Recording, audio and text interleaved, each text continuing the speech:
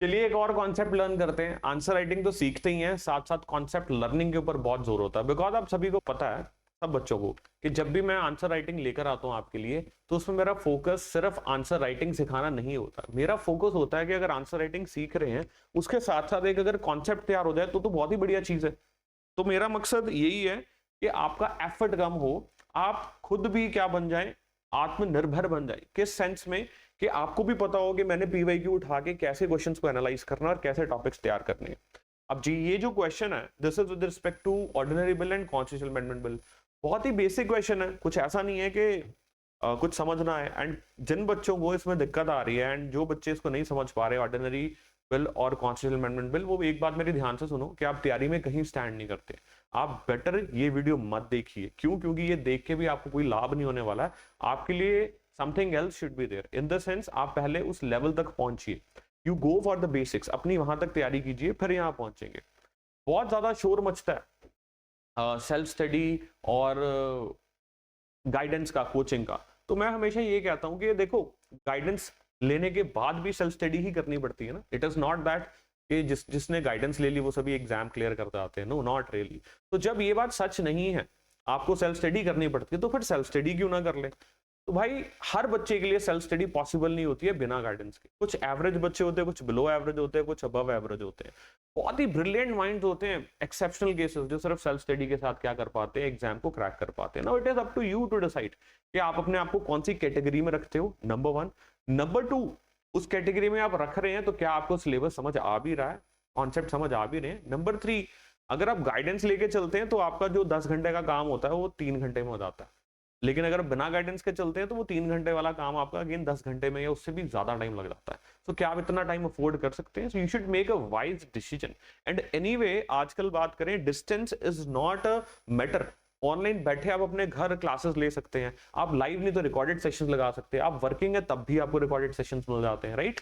दूसरी बात मैं आपसे डिस्कस करूं तो affordability is also not a problem. कारण उसका ये है कि ऑनलाइन कोर्सेज बहुत ही अफोर्डेबल रेट्स पे प्लस इंस्टॉलमेंट बेस्ड होते हैं। तो फिर रह क्या गया, करना ही रहेगा ना। It is only your mindset guys जो आपको रोकता चीजें करने से। समझ रहे बात? So don't do that. Anyways, getting back to the question, how would you differentiate between the passage of ordinary bill and constitutional amendment bill? अब ये क्वेश्चन क्या है, बड़ा बेसिक क्वेश्चन है, ओके। लेकिन इसमें हमें सबसे पहले क्या करना है, अपने कीवर्ड्स को आइडेंटिफाई करना है। जब हम कीवर्ड्स को आइडेंटिफाई करते हैं, उसमें हम क्या चीज देख रहे हैं, we are looking for, number one keyword is differentiate, then between the passage of what, ordinary bill and constitutional amendment bill. तो आपको ये दोनों चीजें नजर आ गई। How would you differentiate between the passage of ordinary bill and constitutional amendment bill? तो ये तीन की शब्द, कीवर्ड्स हमने निकाले, differentiate, constitutional amendment bill and ordinary bill. लेकिन आप इसका मतलब नहीं लिखने लग जाएंगे introduction. We have to discuss the introduction, the body, the conclusion. ये बात ठीक है, हमने बहुत बार डिस्कस की है। तो आई एम प्रिज्यूमिंग सिंस आप इस क्लास तक पहुंचे हो तो आपको ये सारी चीजों के बारे में पता। लेकिन अगर मैं बोलूं बेटा हमें शुरू करना है, अब कीवर्ड उठा लिए, अब लिखेंगे इसका मतलब क्या होता ना, ऐसा नहीं करना है। अब आपको क्या करना है, आपको कारण बताना है कि हमारे संविधान में ऑर्डिनरी बिल और कॉन्स्टिट्यूशनल अमेंडमेंट बिल आने का कारण क्या था। What was the reason for bringing these two types of bill.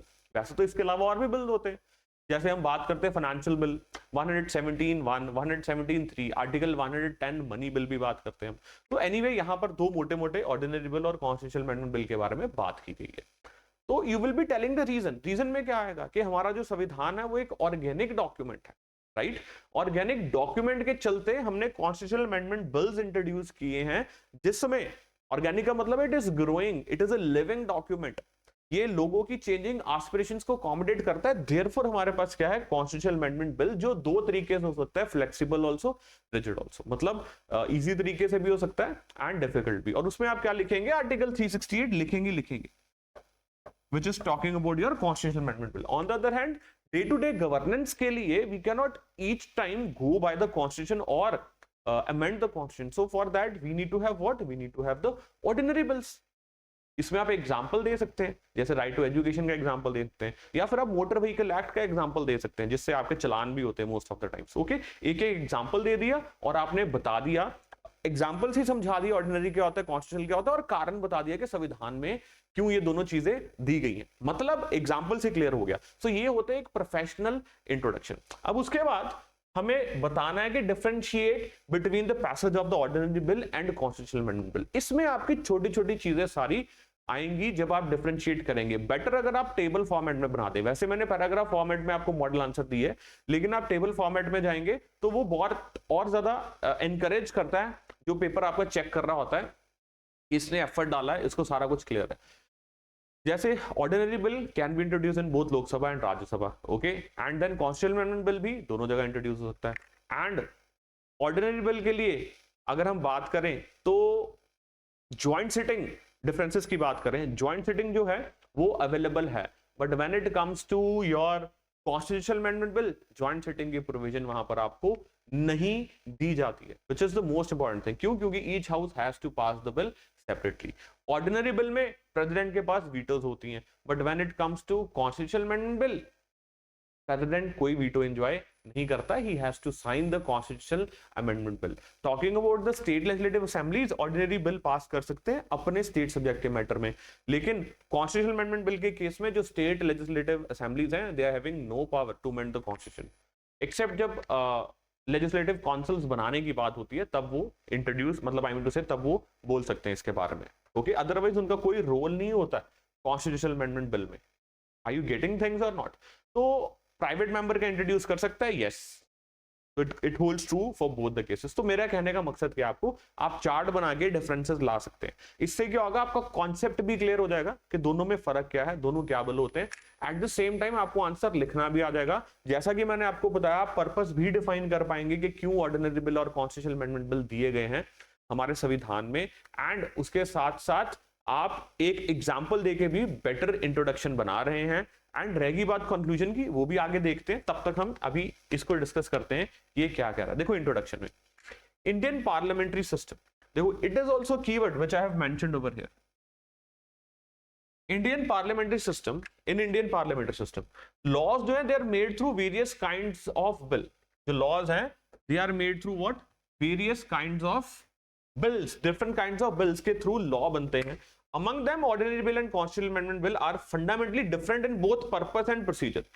So good to introduce, okay? And then अब यहाँ आप लिख सकते हैं while ordinary bills related to the routine matter of the governance, then constitutional amendment bills जो है they aim to alter the constitution, change the constitution, which is the supreme law of the land. And यहां पर आप एक example देके भी mention कर सकते थे, या फिर जैसे यहां मैंने बोला while ordinary bills relate to the routine matters of the governance, example motor vehicle acts to regulate the traffic or the vehicles, okay, and then constitutional amendment bill aim to alter the constitution। तो यहाँ पर आप again constitutional amendment bill के बारे में जिक्र कर सकते थे, जैसे इकोनॉमिकली वीकर सेक्शंस को, या फिर रिजर्वेशन के क्राइटेरिया में कुछ करना, या फंडामेंटल राइट्स को कोई अमेंड करना, so you can mention that also, so which is supreme law of the land, that's it, okay। So hence the passage of the constitutional amendment bill under article 368, now you'll be mentioning under article 368 is subject to more rigorous and safeguard procedure। तो आपने क्या किया, आपने keywords भी introduce किए, आपने examples भी introduce की, आपने आर्टिकल भी मेंशन कर दिया, तो इससे बेहतर इंट्रोडक्शन और क्या हो सकती थी आपकी, ओके। चलिए, तो an ordinary bill can be introduce in either house of the parliament, जो ऑर्डिनरी बिल है it can be introduce in either house of the parliament, चाहे लोकसभा और Rajya Sabha, by any members weather a minister और a private member. अब differences हो गए जी शुरू, अब डिफरेंसेस शुरू हो गए, ओके।